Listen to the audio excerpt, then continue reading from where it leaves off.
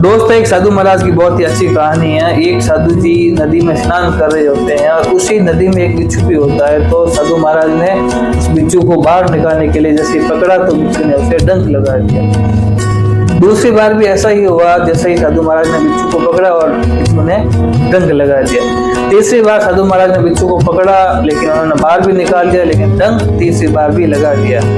यह होते हुए एक व्यक्ति ने देखा और उन्होंने उन साधु महाराज से पूछा कि महाराज जी, आपको पता है कि बिच्छू आपको बार बार डंक लगा रहा है, फिर भी आप उसे पकड़ रहे हो। तो साधु महाराज ने कहा कि ये तो बिच्छू है, ये प्राणी होकर अपनी मूल प्रकृति को नहीं भूल पा रहा है। तो मैं तो एक साधु हूँ। साधु हो या चाहे इंसान हो, उसकी एक मूल प्रवृत्ति होती है कि वो दूसरे के प्रति परोपकार और दया और सेवा की भावना रखे।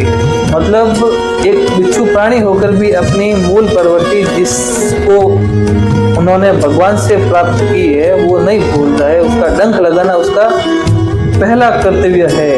तो साधु महाराज का यही कहना था कि इंसान होकर भी हमें अपना कभी प्रथम कर्तव्य नहीं भूलना चाहिए और सेवा और परोपकार के मामले में हमेशा आगे रहना चाहिए।